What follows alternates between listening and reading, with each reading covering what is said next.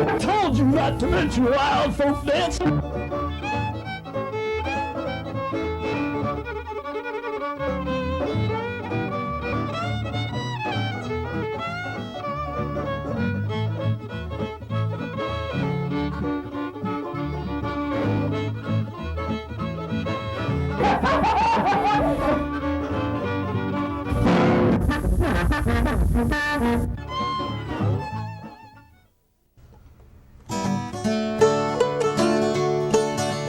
Way up high in the Siree Peaks where the yellow pine grows tall, Buster Jiggs and Sandy Bob had a roundup camp last fall.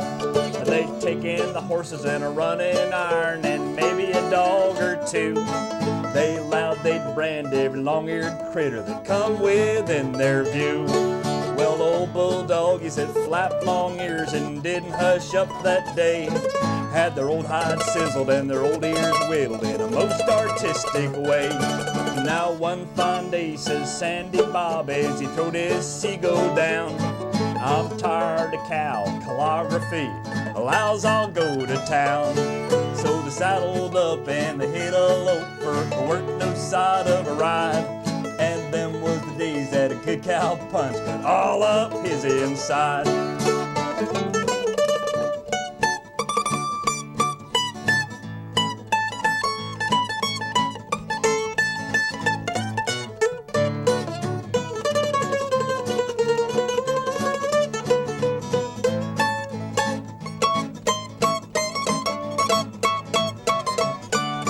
Oh, well, they started her out at Kentucky Bar, one side of the Whiskey Row. And they wound her up at the Depot House, some 40 drinks below. Yeah, they wound her up at the Depot House, start round the other way. And to tell the godforsaken truth, them boys got soused that day.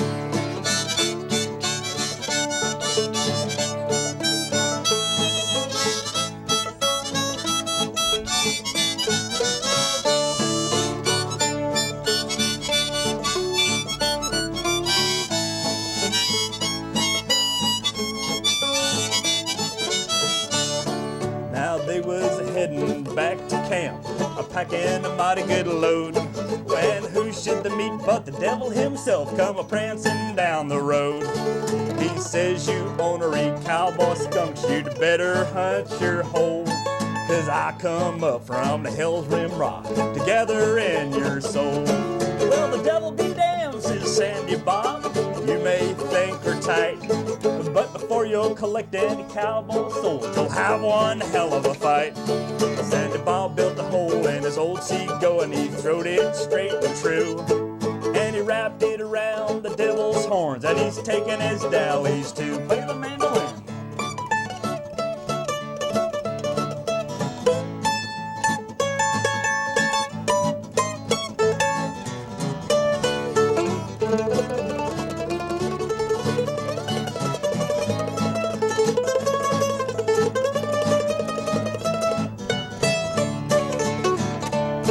Now Buster Jiggs was a Riata man with his gut line coiled up neat. He's shaking it out and built him a loop and lassoed the devil's hind feet. They tailed him out and they stretched him down while the iron was getting hot. They cropped and swallowed, forked his ears and branded him up a lot. They pruned him up with a dehorn saw, tied knots in his tail for a joke. They turned him upside down then and hung him from a blackjack oak. So if you're ever up in the Siree Peaks and you hear one hell of a wail, you'll know it's the devil a-bellerin' about the knots they tied in his tail. Hi everybody, and welcome to Horses Sing None of It. We're here today, and it's our pleasure to have Kathy Pierce, Storyteller, with us, and Ralph Litton, my co-host over here. And we want to get into some stories today. So I think Kathy will be telling some stories to you specifically, and we're going to work with her doing some music around the stories. And That's right. But first, we'd like to find out where Kathy's coming from. Where are you coming from, Kathy? Where am I coming from? Harmony, New Jersey, no. Harmony, New Jersey. Not What a many nice people name for a town. Know where that is. It's a wonderful name for a town. We all live in total harmony. That's a story. But story, you mean where do I come from in storytelling? And how did I get into it? And Yeah, sure. storytelling is real old. It's probably as old as the farthest language goes back. And I was a visual artist, and I was working in that and working in other things when about 10 years ago I read about a storyteller, and I said, sounds like fun. And because I was always interested in theater arts and language arts, as well as creating pictures, which is what storytelling does. I was listening to your song. It's a story. I mean, it's a story set to music. That's why I did that one. You're no fool, huh? No. And I think storytelling for me has been another medium in which to make pictures. And when I tell stories, the pictures happen in people's minds, and it's great fun. It's about the best job I ever thought up. Saves a lot of paper that way, too. Yeah, really. Yeah, actually, that's the truth, because there have been times when I've tried to write things down. I'll put this story on a paper, and then I'll remember it, and that doesn't work with storytelling, not for me. And I've talked to other tellers, it works the same way. Once you put it on paper, it locks it in too much, because part of what makes storytelling is the freedom to move it and change it and expand it and contract it and change the mood as you go along. Mm-hmm. So it's kind of fun. We crossed paths at the Hunter and Focus Change out in West Jersey there. That, I guess, got us together when we first met about, 10 years ago? Mm-hmm. Or so. It's a nice combination, putting musicians and storytellers together. And we've done programs, or Kathy's done programs all over New Jersey, and I don't know if you've been around the country or traveled too much, but I know around Jersey you have. Yeah, I've done some long distance traveling, but I like it that I can stay in New Jersey and eastern Pennsylvania and lower New York, and out of that carve enough support to maintain. So that's great.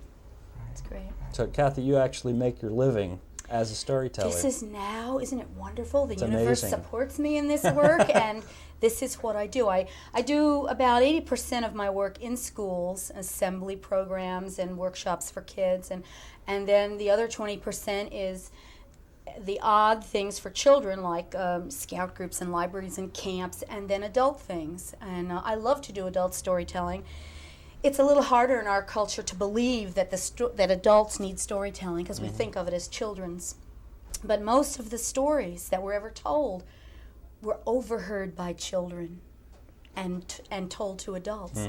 And now we kind of forget that. And so part of my work and a lot of storytellers is to bring it back, not only to children but to adults. And so I do a lot of workshops too, like with teachers and librarians and people who want to be storytellers, and that's kind of fun.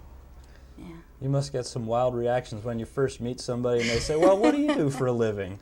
The biggest fun I ever had was when I wanted to buy a car a couple of years ago, and I wanted to do it on my own, and I wrote Storyteller, and the man at the bank said, well, I don't know about that, and we Xeroxed some files and some things, and he sent it on down, and it worked, and I couldn't believe it. You know, it was like, now I've really become real in the world, but yeah. You've gotten your credit as a storyteller. Right. My husband enjoys saying, you know, well, what does your wife do? She's a storyteller. What? You know, it's a story in itself.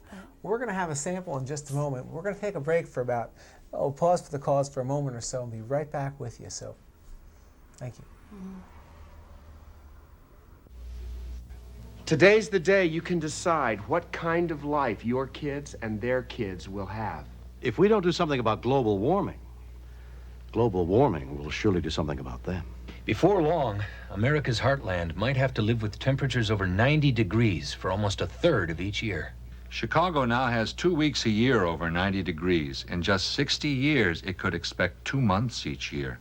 If the weather in Dallas could go over 100 degrees for 2.5 months, imagine what could happen in Phoenix. If you think global warming is only about warmer temperatures, it's only the beginning.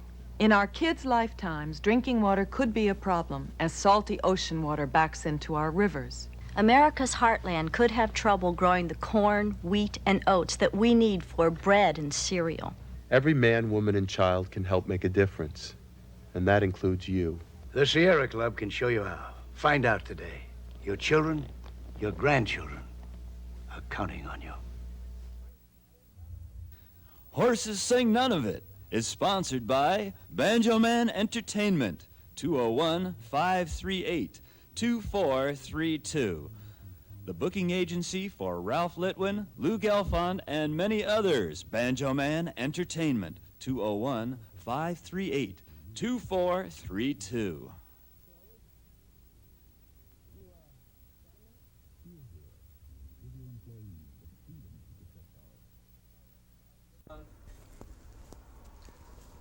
Howdy, I'm Ralph Litwin, and we're back with Horses Sing None of It with my co-host Lou Gelfond here and Kathy Pierce, Storyteller. And right now, Kathy has got an unusual looking instrument there, and she's going to give us one of her tales. Take it away. Yeah, this is a little instrument that I use sometimes. I don't always use instruments, but usually once in each storytelling session I will. This is a small African mbira made out of a gourd. I use it because it's easy to carry and it's kind of fun to play for the people who are not gifted musically, as these two guys are. And so I'm going to use it to tell a story which is not of African origin. It's a New Zealand folk tale. And we'll see how we do with this one. Maybe we'll even have time for a ghost tale. But this is a story about Kiroke. Kiroke was a boy who lived with his family on the ocean. And the sand was white and the coral was peach and gold and every color. And Kiroke would play with the fish. He would play there every day as often as he could. He loved it. He loved the palm trees. He loved the wind. He loved everything about his seaside home, except one thing. It was very far from the moon. Kiroke wanted the moon. He wanted to live on the moon. And so he would call every night, "Moon, moon, I want the moon." And all of his friends laughed. Kiroke, silly thing. You can't have the moon. No one can. The moon is for everyone to enjoy. Kiroke said, but maybe if I call loud enough, maybe if I cry hard enough, the moon will take me. Kiroke would cry into the night. And people would come and knock on Kiroke's door and say, "Your son is keeping us awake. Our children, our dogs are all awake because of Kiroke." Kiroke's father would say, "Please, my son, sleep. Do not worry about the moon. It is not yours. It cannot be." But Kiroke still would cry. One night at dinner, he said to his father, "Please, is there not a way you can let me go and live on the moon?" His father said, "There is nothing I can do, but in order to prove it to you and show you that you must stay here, I will take you out in the boat. We will row far out to the horizon where the moon rises up, and then you will see." Kiroke spent the next day giving away all of his toys, every possession, so that he would have nothing to hold him to his home. And he'd be free to go and live on the moon. That evening, he was excited as he decorated the boat with flowers with his sister. And when the sun began to set, Kiroke and his father walked to the boat. And they got in, and his father began to row and row. And as Kiroke and his father went further and further and further out into the sea, at the very edge of the water, where the sky meets the sea, they saw the silver globe begin to rise. And it went higher and higher. And Kiroke said, "Moon, moon, take me to live with you." And a ladder came down, silver, from the moon. And Kiroke put his feet on the ladder and climbed higher and higher and higher and higher until Kiroke was on the moon. His father called, "Kiroke, come back, at least say goodbye." But he was so excited, he said nothing. And his father turned the boat around and rowed it back to shore. And when he got there, Kid Ok's mother said, well, where is Kid Ok? What has happened? He has gone to live on the moon, said his father. He did not say the boy didn't say goodbye. He thought, why hurt the mother? He would just say, Kid Ok wishes you well and a good life. Now, Kid Ok, say the people in New Zealand, is still in the moon. If you look very close, you can see the face of Kid Ok, the boy in the moon. And they say that sometimes when the moon comes low, Kid Ok might try to jump off, but as yet he hasn't done it. He's still there. He tells the people, when is a good time to plant your crops? And when is a good time to stay indoors? And that is the story of Kid Ok and the moon. And the next time the moon is full, look for him yourself. Hey. All right. Yeah. I want to tell one other little story that I like a lot. This is a story that's a legend that comes out near where I live in the hills in Pennsylvania, just across the border from New Jersey. And it said that this is a true story. And it said that a long time ago, there were panthers, they called them. They were actually kind of a wild cat, and those panthers, dark black, would roam those hills. And there was a particular farm, and the man took a terrible dislike to those panthers, and he would wait every night with his gun to shoot them. He said they stole his livestock, they made trouble on the farm, and so he waited and waited. On a particular night, when the moon made everything eerie and the wind blew, he saw and heard 2 panthers along the edge of the farm, and he raised his gun. I'm going to get them, he said. And he took aim, and the shot rang out. Bang! 1 panther went down. The second screamed and then disappeared. He thought, well, I've got one. I'm going to get the other one, but I'll have to be patient. And in the meantime, he went and took that carcass and his knife. He slit it along the belly and took the innards out and stuffed it with straw and hay from the barn. And he attached it to the roof of the barn as if it were a weather vane. Now, it was the male. And panthers, you see, mate for life. The other that was with it was the female, his mate. And the female kept coming around night after night, and no one, all the people who lived nearby, they hated the sight of that carcass on the roof. Why, they'd go miles out of their way to avoid the farm. Children wouldn't pass it going to school. And the man kept saying, I'm going to get the other one. I'm going to get that she-panther.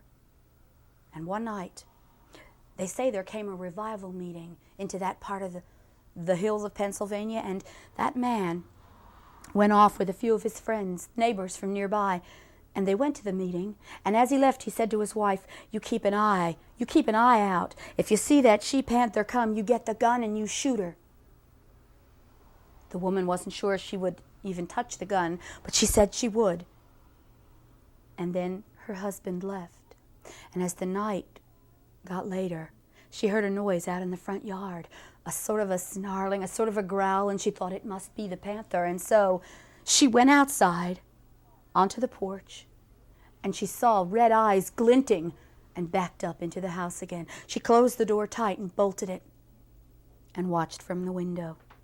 And as she watched from the window, she saw that female panther come into the yard and make her way to the barn where she looked up. She put her front paws on the side of the barn and stood on her hind legs to look up, and then made a leap onto the barn.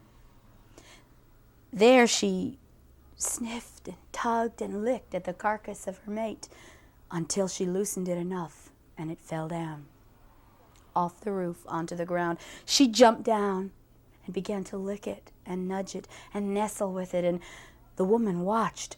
And every now and then that she-panther would raise her head and snarl, and red eyes would glint. The woman backed up and reached for the gun, but she couldn't even take it down. She just watched. And then she thought, the dogs, I'll let the dogs loose.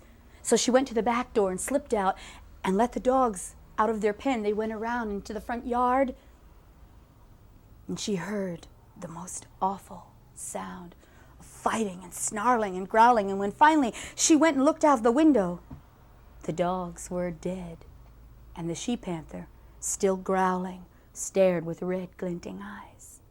Then the woman watched as that panther licked that carcass and grabbed hold of it with her teeth. She dragged it across the yard and over the fence and off into the woods. And when the men returned, the woman said, "You won't believe what happened." And she recounted everything she'd seen. And the man said, "I'm going to go after her. I'm going to get her and kill her dead." And he told his friends, and they all saddled horses and went riding off into the woods. They came to a stream a little way in and stopped, because there, right at the stream, drinking, they saw two panthers. And they stopped. And when the men turned to look carefully, the panthers heard them, and the panthers also turned from the stream and looked at the men, and they noticed a very strange thing. The eyes of one panther were red and glinting in the moonlight, but the eyes of the second were simply dark, empty eye places. The one with the red eyes moved swiftly and sleekly, and the one with the empty eye places moved unsteadily. They thought, could it be? Could it be? And you know, the men were so shocked by what they saw that none of them could even reach for a gun. And later, none of them even spoke of what they'd seen. But they saw it still together. They say, the people who lived in those mountains long ago, that panthers cannot be killed, that they do not die, that if they're killed, they'll come to life again. And so even to this day, if you ride through eastern Pennsylvania, through those blue hills, maybe even in western New Jersey, because panthers travel, you might, as you're riding along that dark road, see red eyes glinting, and another form walking along with empty places. Know that it's the panthers, and keep your distance. True story. Would I tell you a story? Well, there is Panther Valley, New Jersey there. Could be. You never know. Well, we want to give you folks out there some information on how you can get in touch with Kathy. And we've got her cassette that's called, what is it called, Kathy? Silly and Spooky Tales. Silly and Spooky Tales. She's got both kinds. Because the ones that aren't silly are spooky. And why don't you tell us what your address and phone number is, and All right. Mike will show it on the screen. All right. By the way, the tape is kind of geared for school-age children and adults who can get in touch with the child inside. And I'm Kathy Pierce. My address is 3036 Hutchinson River Road, Phillipsburg, New Jersey, 08865. And it's 201-475-5856. Thank you. Okay, so we're going to take a little break here, and we'll see you in a few minutes.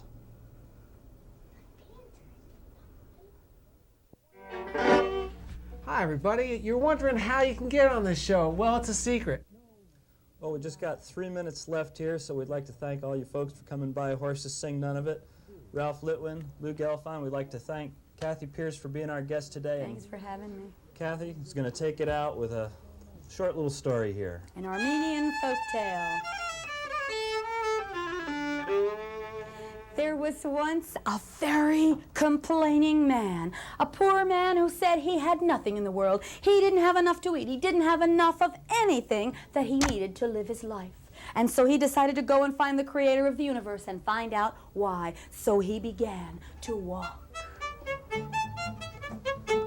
And he walked until finally there was a tree on the path, and out from behind that tree jumped a great big wolf, and he said, "Say, brother man, where are you going?" And the man said, "Well, I'm going to find the creator and find out why I don't have enough of anything." The wolf said, "Ask something for me. I'm always hungry. Ask why." The man said, "I will," and went on his way.